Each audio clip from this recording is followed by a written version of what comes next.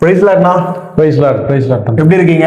நல்லா இருக்கேன். ஆண்டவர் கிருபையில நீங்க எப்படி இருக்கிறீங்க? கத்துக்கிறது நல்லா இருக்கிறேன். உங்களுடைய சாட்சியை பத்தி தான் நானும் என்னோட பிரதர் வந்து பேசிட்டு இருந்தோம். ஸோ உங்களுடைய சாட்சி, நீங்க எப்படி வந்து உங்களுக்கு ஆண்டவர் வந்து அற்புதத்தையும் அதிசயத்தையும் பண்ணாரு, எப்படி நடந்தது அந்த ஆரம்பத்துல இருந்து கடைசி வரைக்கும் நீங்க சொல்லலாம். ஓகே, நான் உங்க பேர் சொல்லுங்க. என் பேர் வந்து ராஜ்குமார். நீங்க என்ன பண்ணிட்டு இருக்கீங்க? நான் இப்போ ஒரு மியூசிஷியனா இருக்கேன். மியூசிஷியனா இருக்கீங்க. ஓகே, எப்படி கிளாஸஸ் மாதிரி எடுக்கிறீங்களா இல்ல? கிளாஸஸ் டீச் பண்ணிட்டு இருக்கேன். மினிஸ்ட்ரிக்கு போய் ப்ளே பண்ணுறது, ஸோ இந்த மாதிரி ஆண்டவருக்குள்ள ஊழியம் சம்மந்தப்பட்டது, காஸ்பல் மியூசிஷியன். ஸோ இது வந்து பார்ட் டைமா பண்றீங்களா இல்லை ஃபுல் டைம்? ஃபுல் டைமாக தான் பண்ணிட்டு இருக்கேன். ஃபுல் டைமா மியூசிஷியன்? Full time. ஓகே, இப்போ உங்களுக்கு மேரேஜ் ஆயிடுச்சா? மேரேஜ் ஆகி 4 years ஆகுது. Okay okay okay. இப்போ உங்களுடைய சாட்சி வந்து நம்ம கேள்விப்பட்டோம். உங்களோட சாட்சியோடைய ஆரம்ப புள்ளி என்ன? ஆரம்பத்துல இருந்து நீங்க சொல்லுங்க, அந்த சாட்சி எப்படி நடந்தது, எப்படி போயிட்டு இருக்கு உங்களோட லைஃப்ன்றதை பத்தி நீங்க சொல்லலாம். அதாவது நான் ஒரு காஸ்பல் மியூசிஷியன்ன்றதுனால, ஸோ இந்த மாதிரி மினிஸ்ட்ரிக்கெலாம் போய் மீட்டிங்ஸு, சர்ச்சஸ்ஸு, இந்த மாதிரி மேரேஜ் ஈவெண்ட்ஸு, ஒன்லி காஸ்பலுக்கு மட்டும்தான். காஸ்பல் மட்டும்? ஆமாம், இப்படி போய் ப்ளே பண்ணிட்டு இருக்கிறது தான் என்னுடைய ப்ரொஃபஷனல் அண்டு மினிஸ்ட்ரியும் கலந்தது. இந்த மாதிரி தான் ஒரு இடத்துக்கு நான் வந்து மீட்டிங்க்கு போய் காலையில் ஒரு மீட்டிங் முடிச்சுட்டு வந்துட்டு இருக்கும்போது தான் இந்த மாதிரி ஒரு ஆக்சிடென்ட் நடந்தது.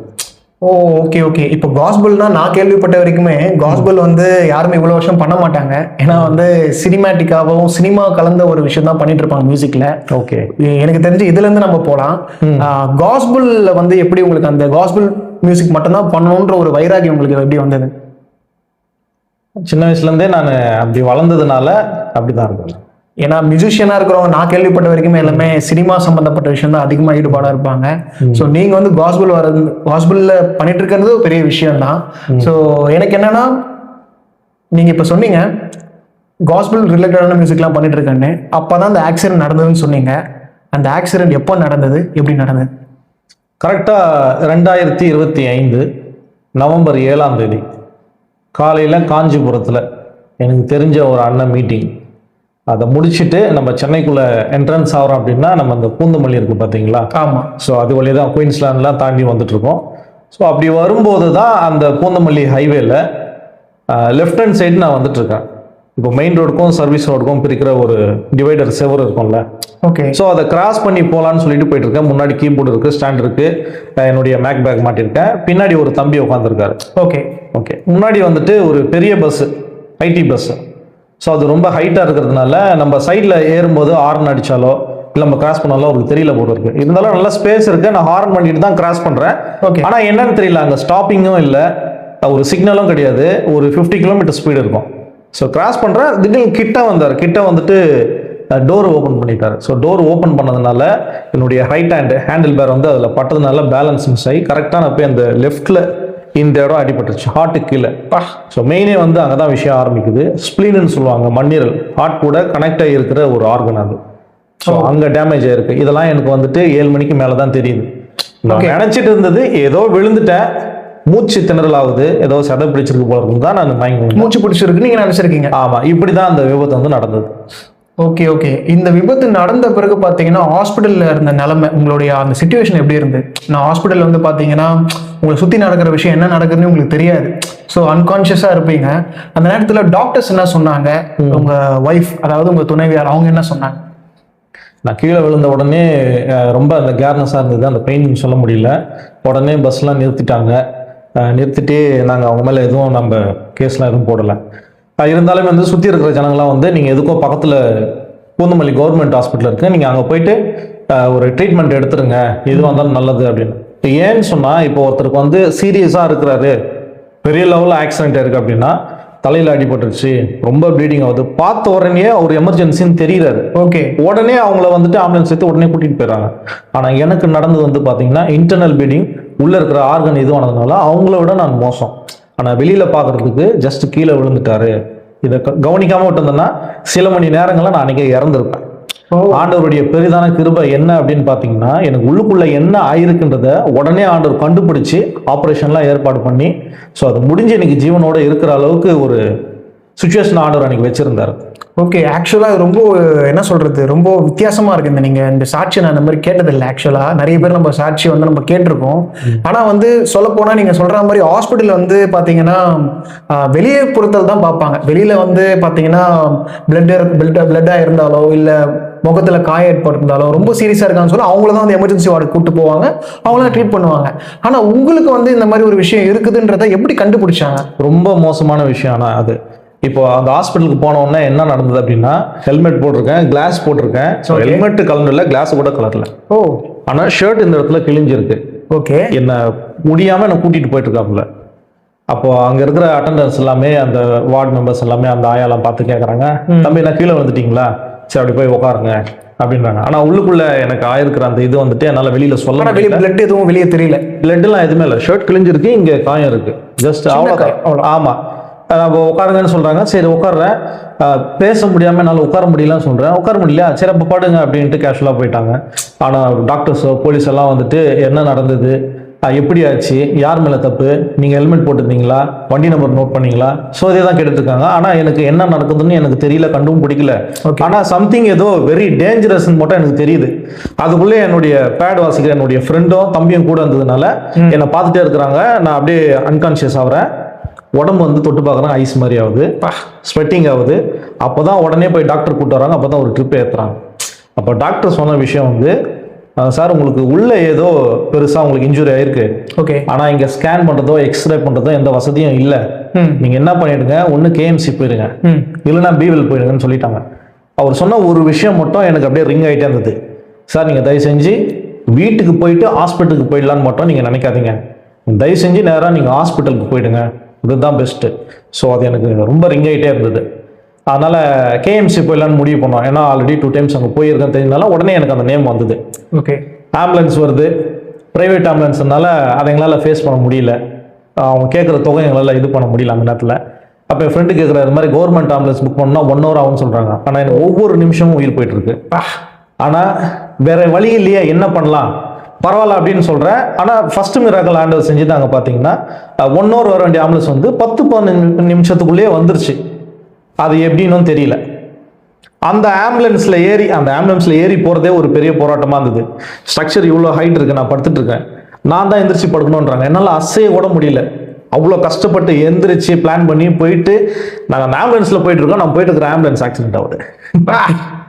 பின்னாடி 2 wheelers வந்து 2 வேகமா, இப்போ எப்படின்னா ஒரு ஆம்புலன்ஸ் போயிட்டு இருக்குன்னா அவங்க பின்னாடியே ஃபாலோ பண்ணிட்டு போயினா நம்மளும் வேகமா போயிடலாம்னு சொல்லிட்டு சில பேர் வருவாங்களா, அந்த மாதிரி யாரோ வந்திருக்கிறாங்க போல இருக்கு. நான் உள்ள ஸ்ட்ரக்சர்ல படுக்க வச்சிருக்காங்க. அந்த வீல் தானே அது, சின்ன சின்ன அசைவம் எனக்கு உயிர் போற மாதிரி பெயினா இருக்கு.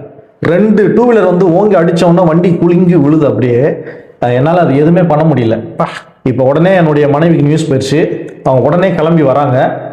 அவங்க ஃபோன் பண்ணால் கூட அட்டன் பண்ண முடியல. அப்போ நான் என்ன பண்ணுறேன்னா, என்னுடைய வாட்ஸ்அப்பில் ஒரு வீடியோ எடுத்து தான் அவங்களுக்கு சென்ட் பண்ணுறேன். ஏன்னா என்னால் பேச முடியல, அதுவும் கஷ்டப்பட்டு தான் பண்ணிட்டு இருக்கேன். ஸோ அப்படி அங்கே போகும்போது நீங்கள் கேட்டது டாக்டர் வந்து எப்படி ஹேண்டில் பண்ணாருன்னு கேட்டீங்க. ஒரே ஒரு டாக்டர் வந்தார். என்ன நடந்ததுன்னு கேட்டாங்க. என்னுடைய ஒய்ஃப் வந்துட்டாங்க. நான் அங்கே போய் ஒரு 5 நிமிஷத்துலேயே ஒய்ஃப் வந்துட்டாங்க. சரி அவங்கள பார்த்த உடனே எனக்கு ஒரு ஆறுதல், சரி மனைவி வந்துட்டாங்களே அப்படின்னு சொல்லிட்டு. நான் ஆல்ரெடி நர்சிங் படிச்சிருக்காங்க, நம்மளுக்கு எதனா ஒரு ஆலோசனை சொல்லுவாங்க, இதுதான் இருக்கும், பயப்படாதீங்க அப்படின்னு சொல்லிட்டு. ஆண்டவர் நம்ம கூட இருக்காரு தான். என்னவே இருந்தாலும் ஒரு ஹியூமன் பீயிங்காக நம்ம கூட இருக்கும்போது நம்மளுக்கு ஒரு இதுவாக இருக்கும். ஃபுல்லாக ஸ்வெட்டிங்காக இருக்குது, வேர்வையை துடைக்கிறாங்க, என்னமா ஆச்சுன்னு கேட்குறாங்க. இல்லை இப்படி அடிபட்டது இந்த மாதிரி இருக்குது, மூச்சே விட முடியல, ரொம்ப பெயினாக இருக்குன்னு டாக்டர் சொன்னார். எக்ஸ்ரே எடுக்கிறாங்க, எந்த எலும்பும் உடையல.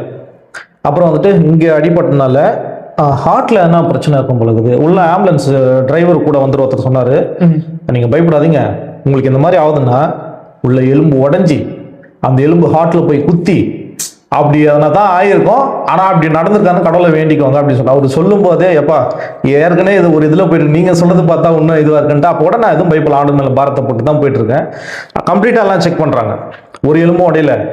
ECG normal. இசிஜியும் தாண்டி ஒரு விஷயம் இருக்கு, எக்கோன்னு சொல்லிட்டு. ஏன்னா இசிஜினா சிலது கண்டுபிடிக்க முடியல அப்படின்னா எக்கோல மாட்டிடும். ஓகே, அதுவும் நார்மல். அப்போ டாக்டர் சொல்ற விஷயம் ஒண்ணுமே இல்லை, விழுந்ததுனால செதை எதனா பிசைஞ்சிருக்கும். ஏன்னா ஆள் கொஞ்சம் வெயிட்டா இருக்கிறாருல, அதனால கொஞ்சம் இதுவா இருக்கும். நீங்க என்ன பண்ணுங்க, 1 hour 2 hour ஹாஸ்பிட்டல்ல இருந்துட்டு அதுக்கப்புறம் நீங்க வீட்டுக்கு கூட்டு போயிடுங்க அப்படின்னு சொல்றாரு. ஆனா அவர் சொல்ற மாதிரியே எந்த விஷயம் தெரியாம நான் வீட்டுக்கு போயிருந்தேன்னா ஒரு 1 hourல நான் இறந்துருப்பேன் வீட்லயே, மனைவி முன்னாடி. இதுதான் நடந்திருக்கும். ஆக்சுவலாக வந்து பார்த்தீங்கன்னா டாக்டர்ஸும் வந்து பார்த்தீங்கன்னா அவங்க என்னென்ன ஸ்டெப் எடுக்கணுமோ ஸ்டெப் எடுத்து பார்த்துருக்காங்க. அதில் கன்ஃபார்ம் ஆயிருக்கு உங்களுக்கு எதுவும் இல்லைன்னு, செதை பிறண்டிருக்குன்னு சொல்லியிருக்காங்க. ஆனால் உங்களுக்கு அந்த பெயின் இருந்துகிட்டே இருக்கு. அதனால தான் எனக்கு இந்த லோ பிபின்றது வந்து முறை நான் ஃபேஸ் பண்ணுறேன். ஸோ அது சொல்ல முடியாத ஒரு இதுதான். பயங்கரமா கேர் ஆகுது, நாக்கு ஒரு மாதிரி கசக்கிற மாதிரி ஆகுது, ஒரு ஜெக்ல இருந்து தண்ணி ஊத்தி விட்டா எப்படி இருக்கும் அந்த மாதிரி ஆகுது. ஹார்ட் பீட் வேகமா அடிக்குது. அந்த படபடப்பையும் அந்த நம்மளுடைய மைண்ட்ல இருந்ததுன்னு சொல்ல முடியல. சொல்ல போனா என்னுடைய பிரெயினுக்கு வந்து இன்ஃபர்மேஷன், கரெக்டான இன்ஃபர்மேஷன் தான் கொடுக்குது. சில நேரத்துல நீ மறிக்க போற, இதுதான் லாஸ்ட்னு சொல்லிட்டு. ஆனா நான் எப்படி அதை எடுத்துட்டேன்னா, இது வந்து ஃபால்ஸ் இன்ஃபர்மேஷன். என்னவே இருந்தாலும் ஆண்டவர் நம்மளை கை விட மாட்டார் அப்படின்ற ஒரு விசுவாசத்துல தான். அப்படி இருக்கும்போது கடைசியா ஒண்ணே ஒன்று செக் பண்ணி பார்க்கலாம், எங்க வலிக்குதுன்னு கரெக்டா கேட்குறாங்க. ஸோ இந்த இடம் சொல்றேன், கூட்டிட்டு போய் அப்படியே ஸ்கேன் மட்டும் பண்ணல. ஸோ ஸ்கேன் பண்ணி பார்க்குறாங்க, எங்கேன்னு பார்க்குறாங்க. அப்புறம் தான் பார்த்தா உள்ள பிளட் ஒளிவிட்டு இருக்கு, இன்டர்னல் ப்ளீடிங். ஒரு டாக்டர் ஹேண்டில் பண்ணிட்டு இருந்தவர் கிட்டத்தட்ட 10 டாக்டர் உடனே ரவுண்ட் அப் படிக்கிறாங்க. வெரி எமர்ஜென்சி, உள்ள இருந்து பிளட் வருது. இப்படி இருந்தா வந்துட்டு உயிரோடு இருக்கிறது பெரிய விஷயம், அடுத்த நிமிஷம் என்ன கூட ஆகலாம். அதனால எங்க இருந்து வருதுன்னு சொல்லிட்டு உடனே சிடி ஸ்கேன் அனுப்புறாங்க. அங்க போனாதான் விஷயம் தெரியுது, ஹார்ட் கூட கனெக்ட் ஆகிருக்கிற ஒரு ஆர்கன் ஸ்பிளீன், தமிழ்ல வந்து மண்ணீரல் சொல்லுவாங்க. கல்லீரலுக்கு கூட டிரான்ஸ்பிளான்ட் இருக்கு, அதாவது அதை மாத்திரலாம். 25 lakhs 30 lakhs இருக்கும். ஆனா மண்ணீரல் மட்டும் அந்த மாதிரி எந்த ஒரு வாய்ப்பும் கிடையாது. அது திருப்பியும் முளைக்கவும் முளைக்காது. இதுதான் ரீக்ரோத்தும் ஆகாது, எதுவுமே வாய்ப்பே இல்லை. ஓகே. ஸோ இதுதான் விஷயம்னு தெரிஞ்சுது. அதுக்கப்புறமா தான் 1 hourல ஆப்ரேஷனுக்கு போகணும்னு சொல்லிட்டு மனைவி வந்து நர்ஸ்ன்றதுனால உடனே ஆப்ரேஷன் பண்ணுற டாக்டர் கேட்குறாரு, உங்கள் ஹஸ்பண்டுக்கு வந்துட்டு ஏதோ நார்மலாக தான் இஷ்யூ இருக்குன்னு நம்ம நினச்சிட்டு இருந்தோம், ஆனால் ஸ்கேன் பண்ணி பார்த்ததுல ஓவர் ப்ளீடிங். அதாவது ஒரு யூனிட் அப்படின்னா ஒரு பேக்கெட். எனக்கு அந்த மாதிரி எத்தனை யூனிட் போயிருக்குன்னா 9 பேக்கெட், 9 யூனிட் பிளட் உள்ளேயே இன்டர்னல் ப்ளீடிங் ஆகி, ஸோ அதுவே ஒரு பெரிய கட்டி மாதிரி ஆயிருக்கு. கட்டி 1 hourல ஓட்டிக்கு போய் ஆகணும், இல்லைன்னா அவ்வளோதான், வாய்ப்பு இல்லை. அடுத்த செகண்ட் கூட உயிர் போகிறதுக்கும் வாய்ப்பு இருக்கு. நீங்க என்ன சொல்றீங்கன்னு ஆப்ஷன் கையில் வைக்கிறாங்க. அங்க செஞ்ச ஆண்டவர் 2வது மருத்துவ கூட நான் சொல்றேன். ஏன்னா அவங்க டென்ஷன்ல, பதட்டத்திலையோ பயந்தோ நாங்க வேற ஹாஸ்பிட்டலுக்கு கூட்டு போயிடுறோம், இல்லைன்னா நாங்க ஏதாவது இது பண்றோம், இது வந்து ஃபால்ஸா இருக்கு வேண்டாம் அப்படின்னு சொல்லியிருந்தாங்க அப்படின்னா அன்னைக்கு என் கதை முடிஞ்சிருக்கும். ஆனா உடனே அவங்க சின்ன வயசா இருந்தாலும் போல்டா நீங்க தைரியமா ஆப்ரேஷனுக்கு நீங்க பண்ணுங்க டாக்டர், நான் சைன் பண்ணேன்னு சொல்லிட்டு உடனே அதை ஃபார்வர்ட் பண்றாங்க. அப்படி ஃபார்வர்ட் பண்ணி 8:30க்கு ஆப்ரேஷன் ஸ்டார்ட் பண்றாங்க. கிட்டத்தட்ட 5 hours ஆப்ரேஷன் நடந்திருக்கு. 3:30 மணிக்கு தான் ஆப்ரேஷன் முடியுது. ஸோ இதுதான் அடிபட்டிருக்கு. இந்த மாதிரி நிலைமை, இப்படி ஆப்ரேஷன் பண்ற போகிற அளவுக்கு இந்த மாதிரி சுச்சுவேஷன் ஆயிடுச்சு. ஓகே. இப்போ உங்களுக்கு அது ரீக்ரூட் ஆயிடுச்சா இல்லை? இல்லை, அது மெடிக்கல் ரீதியாகவே பெரிய பெரிய டாக்டர்ஸ், நிறைய டாக்டர்ஸே சொல்லிட்டாங்க. நாங்களும் என் ஒய்ஃபும் இருந்து எல்லாமே கேட்டாயிருச்சு. அது ஸ்பிளீன் வந்து திருப்பியும் வளராது. அந்த இடத்துல ஜஸ்ட் ஏதோ லைட்டா செத மாதிரி வளரும். அதை தான் நிறைய பேர் ஸ்பிளீன் வளரும், அதுதான் ஸ்பிளீன் நினைச்சிட்டு இருக்காங்க. இது ஃபால்ஸ். இது மெடிக்கல் ரீதியா பெரிய பெரிய டாக்டர்ஸே ரிப்போர்ட் கொடுத்துட்டாங்க, ஸ்பிளீன் வளராது, வாய்ப்பு இல்லை. அப்போ ஸ்பிளீன் இல்லை, சுத்தமா ஸ்பிளீனே கிடையாது. என்ன பிரதர் எப்படி சொல்றீங்க? ஸ்பிளீன் இல்லாம இல்லை, அது ஆக்சுவலாக ஒரு ஆர்கன் இருக்கு அப்படின்னா அதுல பாதி ஆர்கன் வந்து உடஞ்சி சுக்குநராகி பிளட் ஆகி 9 யூனிட் ரத்தமாகி கட்டியாகி எடுத்துட்டாங்க. மீதி கொஞ்சம் இருக்கு. அந்த கொஞ்சம் இருக்கிற அந்த ஸ்பிளீன் தான் கம்ப்ளீட்டா ரிமூவ் பண்ணோம். ஸோ அந்த ஸ்பிளீன் தான் இப்போ நம்ம போட்டோல பார்த்துட்டு இருக்கோம். இதுதான் அந்த ஸ்பிளீன். ஓகே, இப்படிதான் இருக்கு, இப்படிதான் இருக்கும். ஆமா. ஓகே. இப்போ இந்த விஷயம் நடந்தது. இந்த விஷயம் நடந்துட்ட பிறகு பார்த்தீங்கன்னா இந்த ஸ்பிளீன் வந்து சுக்குநூறா நடந்துச்சுன்னு உங்களுக்கு சொல்றாங்க. அப்போ உங்க மனசுல என்ன தோணுச்சு? அதுதான் பெரிய ஒரு எதிர்பாராத ஒரு இதுவே. எனக்கு ஆப்ரேஷன் ஆகி 7 நாள் கழிச்சு கூட எனக்கு என்ன ஆயிருக்கு, என் உடம்புல இருந்து ஸ்பிளீனே ரிமூவ் பண்ணிட்டாங்க கூட எனக்கு தெரியாது. ஆனா அது உண்மையிலே வந்து அதை ஏத்துக்க முடியாத ஒரு விஷயம். அது வந்து என்ன சொல்றது, இப்படி ஒரு விஷயம் நம்மளுக்கு நடந்திருக்கு அப்படின்னு அதுல இருந்து எப்படி நீங்க அப்படியெல்லாம் வாய்ப்பே கிடையாது. நிறைய பேர் சின்ன சின்ன விஷயத்துக்குலாம் வந்து ரொம்ப சோர்ந்து போயிடுறாங்க. இன்னைக்கு உங்க யங்ஸ்டர்ஸ் நீங்க பார்த்துருப்பீங்க, நிறைய பேர் சின்ன சின்ன விஷயத்துக்குலாம் ரொம்ப சோர்ந்து போயிடுறாங்க. எனக்கு இப்படி ஆயிடுச்சு அப்படி ஆயிடுச்சுன்னு சொல்றாங்க. உண்மையிலேயே இந்த வீடியோ பார்க்குற அந்த யங்ஸ்டர்ஸ்க்கு வந்து ரொம்ப ஒரு மோட்டிவேஷனாகவும் ரொம்ப இன்ஸ்பைரிங்காகவும், அதே மாதிரி நீங்க அடிக்கடி சொல்லிட்டு இருக்கீங்க, நான் வந்து காஸ்பல் வந்து பாட்டு பாட போவேன், கர்த்தரோட நாமத்தை உயர்த்தி நான் பாடுவேன் அப்படின்னு சொல்லி நீங்க சொல்லுவீங்க. ஸோ அந்த ஆண்டவராக இயேசு கிறிஸ்து தான் உண்மையிலே இது வந்து உதவி பண்ணியிருக்காருன்னு நான் நினைக்கிறேன். நிச்சயமா இது நாங்களே சொல்லலை, டாக்டருங்களே சொல்லிட்டாங்க.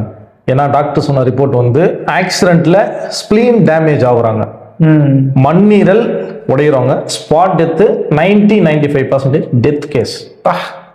இப்போ என்னுடைய அடுத்த கேள்வி என்னன்னு பார்த்தீங்கன்னா, இந்த விஷயத்துலேருந்து நீங்கள் வந்து ஆண்டவர் உங்களை காப்பாற்றி கூப்பிட்டு வந்துட்டாரு, அதுக்கப்புறம் நடந்த விஷயம். அதுக்கப்புறம் எப்படி கேட்குறீங்க? ஹாஸ்பிட்டல்ல இருந்து நீங்கள் டிஸ்சார்ஜ் ஆகி வந்துடுறீங்க. வந்துட்ட பிறகு இருக்கிற உங்களோட வாழ்க்கை, பர்சனல் லைஃப் பற்றி கேட்குறீங்களா, ஹெல்த் பற்றி? ஹெல்த்தை பற்றி. ஓகே, இதுவும் ஒரு முக்கியமான ஒரு இம்பார்ட்டன்ஸான விஷயம் தான். இப்போ பார்த்துட்டு இருக்கிறது வந்து ஆப்ரேஷன் ஆகி உடனே இருக்கிற அந்த ஃபோட்டோ தான் இப்போ பார்த்துட்டு இருக்கிறோம். அதில் பார்த்தீங்கன்னா மூக்கில் டியூப்பு, வாயில் டியூப்பு, வெண்டிலேட்டரு, கழுத்தில், 2 கையில், ஸோ ஃபுல்லாமே வந்துட்டு ஆப்ரேஷன் முடிஞ்சிட்ட பிறகு என்னுடைய உடம்புல இருந்து என்னுடைய பாடி இயங்கலை. வெண்டிலேட்டர் தான் என்னை உடனே பூஸ்ட் பண்ணி இது பண்ணியிருக்கு. ஏன்னா ஆப்ரேஷன் பண்ணி முடித்த உடனே அந்த ஆப்ரேஷன் தேட்டர்லேருந்து வெண்டிலேட்டருக்கு 1 செகண்ட் கூட டிலே இல்லாமல் எவ்வளோ வேகமாக இழுத்துட்டு வந்து அதில் கனெக்ட் பண்ணணும், இல்லைன்னா ஸ்பாட்டில் காலி ஆகிடும். அப்படி கனெக்ட் பண்ணி தான் என்னை வச்சிருக்கிறாங்க. ஸோ அந்த இமேஜ் தான் அது. இப்படி இருக்கிற மனுஷன் எத்தனை நாளில் இவன் வந்து சரியாகி டிஸ்சார்ஜ் ஆகி வருவான்றதே ஒரு பெரிய ஒரு விஷயம். இப்போ அந்த கூகுள் ஃபோட்டோஸ்லாம் நம்ம பார்க்குறோம்ல, இதே டேட்டில் போன வருஷம் நம்ம என்ன ஃபோட்டோ எடுத்திருந்தோமோ நம்மளுக்கு ரிமைண்ட் ஆகும். அந்த மாதிரி ஒரு 3 வாரத்துக்கு முன்னாடி நான் பார்க்கும்போது எனக்கு நாட்கள் போக போக இன்னும் ஆண்டவர் எவ்வளோலாம் செஞ்சிருக்காருன்றதை இன்னைக்கு வரையும் நான் உணர்ந்துக்கிட்டே இருக்கேன். நவம்பர் 8ஆம் தேதி ஆப்ரேஷன் ஆகுது. டிஸ்சார்ஜ் ஆகி நான் அந்த தையெல்லாம் போட்டு நான் செல்ஃபி எடுக்கிறேன் வீட்டில் இருந்து. ஜஸ்ட் 9 days, வெறும் 9 நாள் தான் நான் வீட்டில் இருக்கிறேன். டிசம்பர் 14ஆம் தேதி ஆக்சிடென்ட், நவம்பர் 8, டிசம்பர் 14ஆம் தேதி ஒரு சபையில் முதல் நான் சாட்சி சொல்றதுக்காக போறேன். ஆமென். இவ்வளோ சீக்கிரமா ஆக்சுவலாக ஒரு சின்ன யூத் மீட்டிங்கில் வந்துட்டு அந்த ஃபோட்டோ காட்டி, இவர் எனக்கு தெரிஞ்ச நண்பர், இவருக்கு இந்த மாதிரி ஆயிடுச்சு, இப்போ இவர் எப்படி இருப்பார், நீங்கள் என்ன நினைக்கிறீங்க அப்படின்னா, அவர் உயிரோட இருக்கிறாரா இல்லைன்னு தெரியாது, அப்படி உயிர் தான் எந்திரிச்சு நடக்கலாம், ரொம்ப கஷ்டம் தான் இவரோட நிலைமை அப்படின்னு சொன்னாங்க. அந்த நம்பரே நான் தான்ட்டு அவங்க சொல்லும்போது அவங்களால நம்பவே முடியல, ஆண்டவர் மகிமைக்குன்னு சொல்கிறேன். அதனால அதுக்கப்புறமா நிறைய பிரச்சனைகள், முக்கியமான விஷயம் என்ன சொன்னோம் அப்படின்னா, ஸோ மண்ணீரல் அடிபட்டுச்சுல, இதனால இருந்து என்ன விளைவுகள் பார்த்தீங்கன்னா, உள்ள லங்ஸ் சுருங்கிருச்சு. ஓகே. அதனால அந்த டாக்டர் வந்து அந்த ஜஸ்ட் ஒரு பைப்பு கொடுத்துட்டு ஊத சொல்லுவாங்க இது பண்றதுக்காக அந்த இது. அப்புறம் வந்து ஹார்ட் பீட்ல வந்து பாத்தீங்கன்னா ஒரு மனுஷனுக்கு 85 to 95 தான் இருக்கணும் நார்மல். ஆனால் எனக்கு ஆப்ரேஷனுக்கு அப்புறமா நிறைய ப்ராப்ளம்ஸ் வந்தது. ஸோ இதை 2ஆ பிரிக்கலாம், ஆப்ரேஷனுக்கு முன்னாடி, ஆப்ரேஷனுக்கு அப்புறம். அதுக்கப்புறம் தான் நிறைய ப்ராப்ளம்ஸ், அதுக்கப்புறம் வாய்ப்பே கிடையாதுன்னு சொல்லிட்டாங்க. ஆப்ரேஷனுக்கு அப்புறம் தான் அதிகம் பிரச்சனையே அப்பதான் நிறைய ஸ்டார்ட் ஆகுது.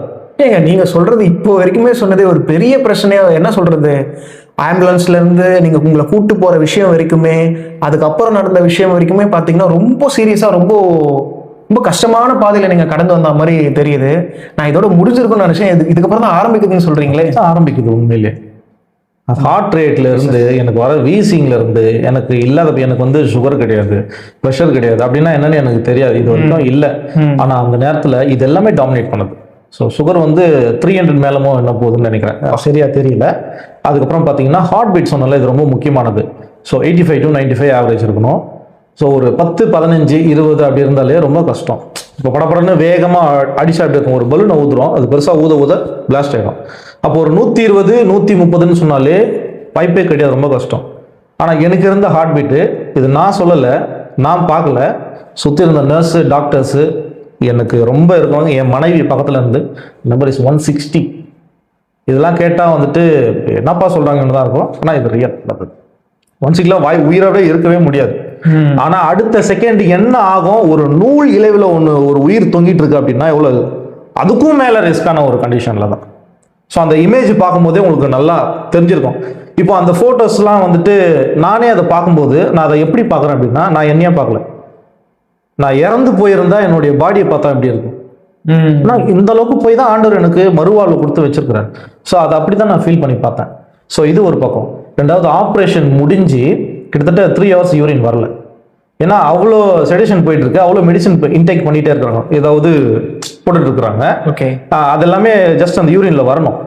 அப்போ யூரின் வரல அப்படின்னாலே அப்போ உள்ள ஏதோ இதுவாயிட்டு இருக்கு, கிட்னி இதுவாயிட்டு இருக்கு. கிட்னி போயிடுச்சுன்னா அப்படியே அடுத்தடுத்து அப்படியே ஸ்ப்ரெட் ஆகி அட்டாக் வந்து கார்டியக் அட்டாக்ஸ் வந்து இறந்துடும். இதெல்லாம் நிறைய கேஸ் நடக்குது, இன்ஃபெக்ஷன்ஸ் ஆயிரும் உடனே.